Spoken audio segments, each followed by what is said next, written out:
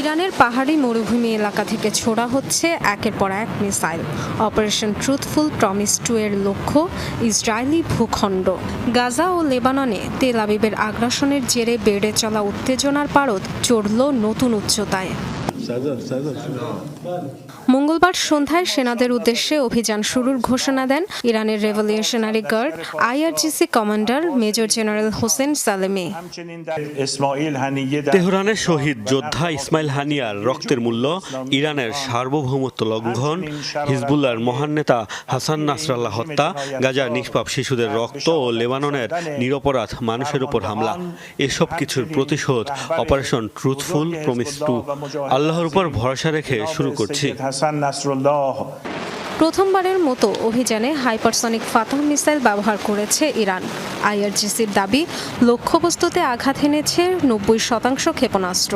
তবে সাধারণ মানুষ নয়, সামরিক ঘাঁটিই ছিল তাদের টার্গেট, এমন কথা জানান ইরানের সেনাপ্রধান।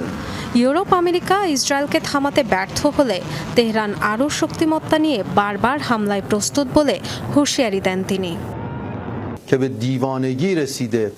আমেরিকা ইউরোপ যদি উন্মত্ত ইহুদি রাষ্ট্রকে নিয়ন্ত্রণ করতে না পারে, এই অপরাধ যদি চলতে থাকে আর আমাদের সার্বভৌমত্ব ও আঞ্চলিক অখণ্ডতার ওপর আঘাত করতে চায়, এমন অভিযান বারবার হবে এবং তা আরো কয়েক গুণ শক্তিশালী হবে। আমরা সাধারণ মানুষকে লক্ষ্য করে হামলা করিনি, যদিও তা সম্ভব ছিল। তেল আবিবের নিরাপত্তা বিষয়ক জরুরি বৈঠকে অবশ্য ইরানের মিসাইল হামলাকে ব্যর্থ বলে দাবি করে বেনিয়ামিন নেতানিয়াহু প্রশাসন।